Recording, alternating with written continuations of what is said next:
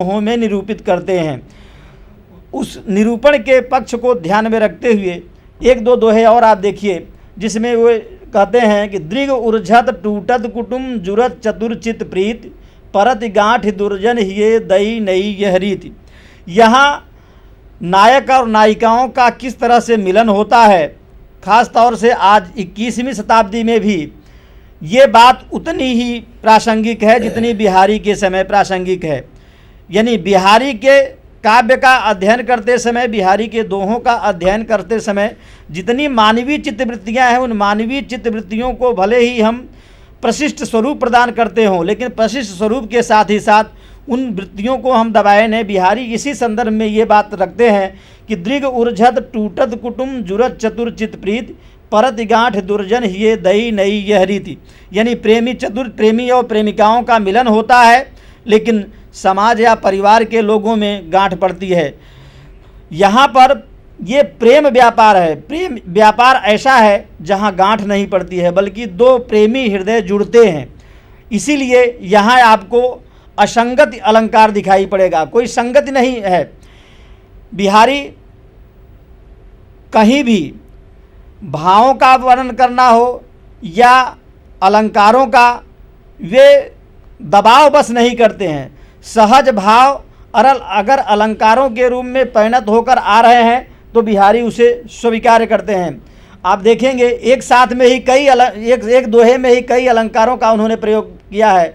रनित भृंग घंटावली झरित दान मधुनीर मंद मंद यावत चलो कुंजर कुंज समीर। यहाँ पर 3 अलंकार एक साथ में है, अनुप्रास भी है, यमक भी है, बीप्सा भी है। यानी जिन अलंकारों का अपने भावों में दोहों में प्रयोग करते हैं, वे अलंकार इतने जटिल नहीं हैं कि मानवीय संवेदनाओं को व्यक्त करने में अक्षम हो या कठिनाई महसूस हो। साधारण से साधारण पाठक उसे समझ सकता है। बिहारी ऐसे कवि हैं जो कहीं न कहीं एक तरफ श्रृंगार तो दूसरी तरफ भक्ति, एक तरफ रस के मतलब जो रस हैं, रसों के सभी प्रकारों पर दृष्टिपात करते रहे हैं। इसलिए आप देखेंगे कि मेरी भव बाधा हरो राधा नागर सोय जातन की झाई पड़े श्याम हरिद्युति होय। इसमें श्लेष अलंकार भी है। बिहारी ऐसा लोग कहते हैं कि राधा वल्लभ संप्रदाय या निम्बार्क संप्रदाय में दीक्षित थे, लेकिन उनके दोहों से देखने से पता चलता है कि जो उनके यहाँ रीति सिद्ध कविता करना अनिवार्य था, लेकिन भक्ति पर उतना उन्होंने दबाव नहीं डाला है, जोर नहीं डाला है। भले ही निम्बार्क संप्रदाय या राधा वल्लभ संप्रदाय में दीक्षित रहे हों, लेकिन भक्ति उनके यहाँ प्राधान्य नहीं है। उनके यहाँ मानवीय जो भावनाएं हैं, नवीन प्रसंगोद भावनाएं हैं, उन नवीन प्रसंगोद भावनाओं को किस तरह से पाठकों के सामने दोहे छंद में अभिव्यक्त किया जाए, ये उनका अभिप्रेत रहा है। दूसरी तरफ आप देखिए, अधर धरत हरिके परत ओठ डीथ पट ज्योति हरित बांस की बांसुरी इंद्र धनुष रंग होत। कहीं न कहीं रंगों का वर्णन, और रंगों का वर्णन नायक और नायिकाओं की नजाकत के आधार पर, और कहीं न कहीं उसे तद्गुण अलंकार से जोड़कर, ये जो साम्य भाव है, चाहे शब्दालंकार हो या अर्थालंकार हो, इस तरह का कोई शास्त्रीय विवेचन हो या न हो, लेकिन साफ पता चल जाता है कि बिहारी यहाँ पर बड़ी कुशलता के साथ अलंकार का प्रयोग कर रहे हैं। और इस अलंकार का प्रयोग करते हुए हरित बांस की बांसुरी इंद्र धनुष रंग होत, ये है बिहारी की कुशलता, जो बिहारी को एक अच्छा कवि बनाती है, और जिसके कारण बिहारी के दोहे लोक हृदय के कंठहार बनते हैं। आप देखें आगे चल कर के बिहारी श्याम के सलोने रूप पर, कृष्ण के सलोने रूप पर अभिभूत होते हैं। हालांकि रीतिकाल के कवि राधिका कन्हाई सुमिरन को बहानो है। रीतिकाल के कवि जो है, अगर राधा कृष्ण की बात कर रहे हैं तो इसका मतलब यह नहीं है कि ये कवि भक्त कवि हैं। और ये बात हमें भक्ति काल के कृष्ण भक्त कवियों के माध्यम से अगर देखा जाए तो भक्ति के ही गोद से श्रृंगार अभिभूत हुआ है। क्यों? क्योंकि वात्सल्य में भी रति होती है, भक्ति में भी रति होती है और श्रृंगार में भी रति होती है, और श्रृंगार में वियोग श्रृंगार हो या संयोग श्रृंगार हो, लेकिन प्राधान्य वहाँ पर, लेकिन दोनों के अभिव्यक्ति अलग अलग हैं, चाहे भक्ति रस हो या वात्सल्य रस हो। इसलिए सोहत ओढ़े पीतपट श्याम सलोने गात मनो नीलमण शैल पर आतप परे प्रभात। इस तरह का जो वर्णन बिहारी करके कहीं न कहीं पाठकों को यह बता देना चाहते हैं कि काव्य भाषा यहाँ तक पहुँच सकती है। हमारे यहाँ भक्ति काल और ख़ास तौर से जो तुलसी काव्य है या इसके पहले एक मर्यादा की बात की जा रही है, लेकिन भाषा में भी एक मर्यादा होते हुए भी बिहारी उन भावों को व्यक्त करने के लिए कृष्ण और राधा का ही भी उपयोग करते हैं, और कहीं न कहीं अलंकारों को उसमें जाने अनजाने प्रयोग कर देते हैं, जिससे पाठकों को पढ़ने में या समझने में कोई दिक्कत नहीं होती है। इसीलिए बिहारी को कहा जाता है बिहारी ने गागर में सागर भर दिया। यानी अब आप देखें कि अगर आपको जो काव्य शास्त्रीय परंपरा है, अगर उस परंपरा का ज्ञान है, जो नायिकाओं की परंपरा है, नायिका शास्त्र का ज्ञान है, या काम शास्त्र का आपको अनुभव है, तो बिहारी के दोहों को समझने में आपको कोई दिक्कत नहीं होगी। आप देखें किस तरह से मध्यकालीन जो नारियां हैं उनकी शालीनता भी आ रही है, और उनका प्रेम और श्रृंगार का सौहार्द भी हमारे सामने आ रहा है। आप देखें, चमचमात चंचल नयन बीच घूंघट पट छीन मानव सुर सरिता विमल जल उछरत जुग मीन। यहाँ आप देखिए नयन बीच घूंघट, यानी घूंघट आजकल तो धीरे धीरे घूंघट लिप्त होता जा रहा है, लेकिन मध्यकाल में नारियों के लिए और शादीशुदा औरतों के लिए ख़ास तौर से अनिवार्य था।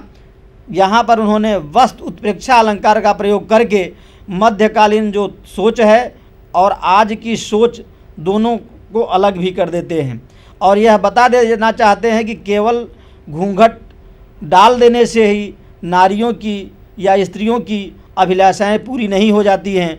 वे अपने अपने प्रेमियों को, अपने अपने इच्छित व्यक्तियों को बराबर देखती हैं। बिहारी एक ऐसे कवि हैं जो कहीं न कहीं राजा को एक दिशा निर्देश भी करते हैं, और ये बात हमें कई जगह मिलती है, क्योंकि न ही पराग न ही मधुर मद न ही विकास ये हूँ काल अली कली ही शोभद हो आगे कौन हवाल।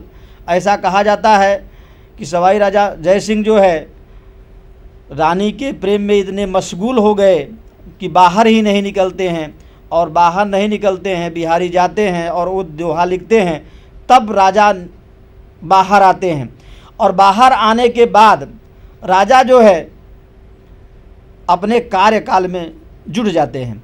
ये एक कवि की अपनी विशिष्टता है, जो कवि दरबारी होते हुए भी कहीं न कहीं राजा या लोक धर्म या राज परिवार की जो विशिष्टताएं हैं या प्रजा के साथ उसके जो संबंध हैं उनको ध्यान में रखते हुए इस प्रकार का दोहा भी लिखा है।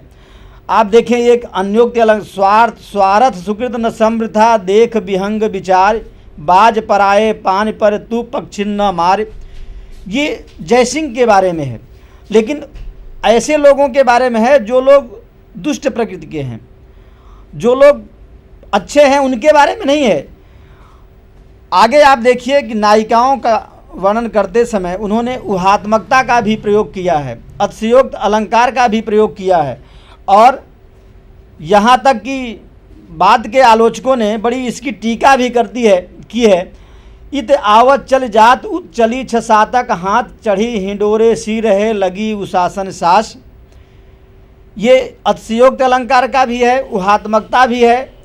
सवाल इस बात का है कि कुछ लोग ये मानते हैं कि इस पर सूफियों का प्रभाव है, लेकिन यहाँ मैं विनम्रता के साथ कहना चाहूँगा कि प्रेम सूफियों ने नहीं सिखाया। भारतीय साहित्य का जो प्रेम संधान है वह बहुत प्राचीन है। वह चाहे आप कुमार संभव में देखेंगे, चाहे आप अभिज्ञान शाकुंतलम में देखिए, और अन्य रचनाओं में आप देख सकते हैं। इसलिए संस्कृत की परंपरा से चल करके यह जो काव्य परंपरा हमारे सामने आई है, इसे कुछ लोग सूफियत का प्रभाव मानते हैं।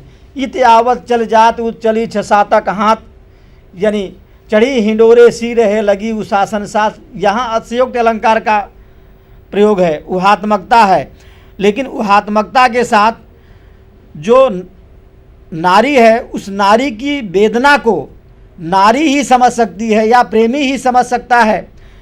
बिहारी ने उसे भी व्यक्त करने की कोशिश की है, क्योंकि सामाजिक मर्यादाओं के चलते नायिकाएं या स्त्रियां अपने प्रेम व्यवहार को खुलकर प्रकट नहीं कर पाती हैं। ये उस पृष्ठभूमि पर लिखा गया दोहा है, इसलिए यह मत समझा जाए कि इन पर सूफियों का प्रभाव है। ये भारतीय परंपरा का प्रेम है, बशर्ते इसके अभिव्यक्ति के ढंग अलग अलग हैं, क्योंकि वह मध्यकाल था और मध्यकाल की जो जड़ता थी वह भी साफ हमारे सामने आती है। बिहारी कहीं न कहीं इतने आतुर हो जाते हैं भावों को व्यक्त करने में कि अलग अलग प्रकार के प्रयोग करते हैं। जैसे आप देखें, चिरजीवी जोरी जुरे क्यों न स्नेह गंभीर, को घटिए वृषभानुजा वे हलदर के वीर। इस तरह का प्रयोग राधा और कृष्ण के माध्यम से करते हैं, और ये करने के साथ कहीं न कहीं अलंकार और काव्य भाषा को एक नया आयाम प्रदान करते हैं। और यह आयाम प्रदान करने के पीछे उनका उद्देश्य केवल चमत्कार उत्पन्न करना नहीं है, बल्कि मानवीय जो वेदनाएं हैं, मानवीय जो संवेदनाएं हैं, उन संवेदनाओं में किस तरह से भावों को ढालते समय दिक्कतें आती हैं, ये भी वृषभानुजा। अब इसमें आप देखिए, वृषभानुजा जो शब्द है, वृषभ की पुत्री यानी गाय, और वृषभानुजा का मतलब हुआ राधा। इस आधार पर इसका अगर अर्थ ग्रहण करें तो निश्चित रूप से आपको बिहारी की नज़ाकत समझ में आ जाएगी। बिहारी कहीं न कहीं हमारे भारतीय कविता के और ख़ास तौर से रीतिकालीन कविता को एक ऐसा आयाम प्रदान करते हैं जो आयाम हमें आपको आकर्षित करता रहा है, और यह आकर्षण इस रूप में हमारे सामने आता है जिसके बारे में रामचंद्र शुक्ल ने खास तौर से टीका की है कि बिहारी का काव्य हृदय के किसी लय या संगीत का संचार नहीं करता, जिसकी स्वरधारा कुछ काल तक गूंजती रहे। यदि घुले हुए भावों का आभ्यंतर प्रवाह बिहारी में होता तो वे एक दोहे पर ही संतोष न करते। मार्मिक प्रभाव का विचार करें तो देव और पद्माकर के कवित्व सवैयों का सा गूंजने वाला प्रभाव बिहारी के दोहों का नहीं पड़ता। ये आचार्य रामचंद्र शुक्ल ने बात की है। हम सब जानते हैं कि आचार्य रामचंद्र शुक्ल एक मर्यादावादी आलोचक हैं, क्योंकि उनकी आलोचना के मानदंड तुलसीदास हैं, और तुलसीदास एक मर्यादावादी कवि हैं। निश्चित रूप से इस दृष्टिकोण से उन्होंने ये बात उनकी कविता पर रखी है, उनके दोहों पर की है, और यह बताया है कि देव और पद्माकर के कवित्व सवैयों का सा गूंजने वाला प्रभाव बिहारी के दोहों का नहीं पड़ता। लेकिन देव और पद्माकर जितने नहीं पढ़े जाते हैं, उनसे कहीं ज़्यादा बिहारी के दोहे आज भी पढ़े जाते हैं। और जो लोग यह बात कहते हैं कि बिहारी को समझना कठिन है, लेकिन सौरसेनी अपभ्रंश से निकलने के कारण बिहारी उस ब्रज भाषा का, उस ब्रजी का उपयोग करते हैं जो ब्रजी कहीं न कहीं सामान्य से सामान्य लोगों के समझ में आ सके। आप देखें एक उदाहरण, अजो तरौन्या ही रहो श्रुत सेवत इक रंग, नाक बास बेसर लहो बस मुक्तन के संग। अब यहाँ बेसर या मुक्तन जो शब्द हैं, ये शब्द ब्रज भाषा के हैं, यानी साहित्यिक ब्रज का प्रयोग उन्होंने किया है। लेकिन साहित्यिक ब्रज का प्रयोग करने के साथ ही साथ घनानंद की ब्रज, घनानंद के बारे में कहा जाता है कि वे ब्रज भाषा के प्रवीण कवि हैं, लेकिन उस तरह का ब्रज भाषा चातुर्य इनमें नहीं है, बल्कि लोक भोग्य चातुर्य ब्रज भाषा काव्य इनके यहाँ हमें दिखाई पड़ती है।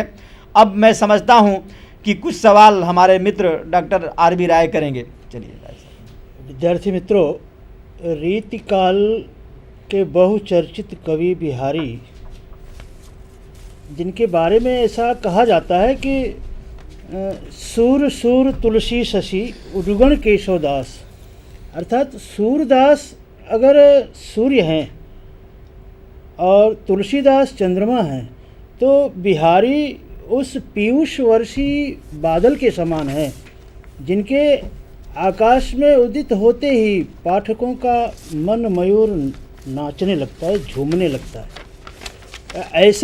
ऐसा कवि जो मात्र एक रचना लिखकर, हिंदी साहित्य में ढेर सारे ऐसे कवि हुए हैं जिन्होंने अनेकों रचनाएं लिखी हैं। वो अनेकों रचनाएं लिखने के बाद उनको जो प्रसिद्धि प्राप्त हुई है, जो ख्याति मिली है, वो उससे ज़्यादा ख्याति बिहारी को मात्र एक रचना लिखकर, बिहारी सतसई एक रचना लिखकर उनको वह प्रसिद्धि मिली है जो प्रसिद्धि अन्य कवियों को मिली है। बिहारी सतसई में अनेक ऐसे पक्ष हैं जिन पर अलग से चर्चा की जा सकती है, लेकिन मैं भक्ति और श्रृंगार दो विषय को लेकर आपसे बात करूंगा कि ऐसी क्या ज़रूरत थी कि बिहारी, चूँकि मुक्त कवि रहे हैं, इन्होंने दोहे लिखे हैं, ऐसी क्या ज़रूरत थी कि उन्होंने भक्ति के दोहे लिखे। मेरी भव बाधा हरो राधा नागर सोय, जातन की झाई परत श्याम हरित दुति होय। अब ये जो भक्ति की शुरुआत इन्होंने की है, तो कोई भी कार्य शुरू करने के पहले हम अपने इष्ट देव को याद करते हैं। बिहारी राधा वल्लभ संप्रदाय से जुड़े हुए थे, इसलिए उन्होंने राधा और कृष्ण की भक्ति की। और भक्ति के बाद दूसरा उनका जो एक महत्वपूर्ण पक्ष है वह है श्रृंगार रस का।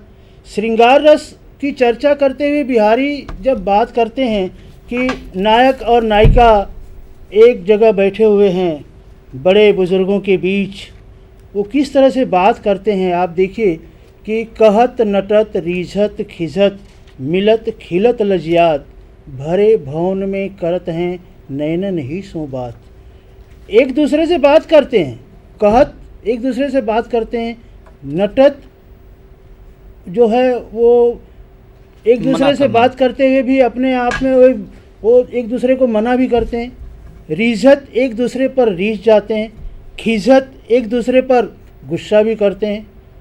कहत नटत रीझत खिझत मिलत दोनों नेत्रों से मिलते भी हैं, फिर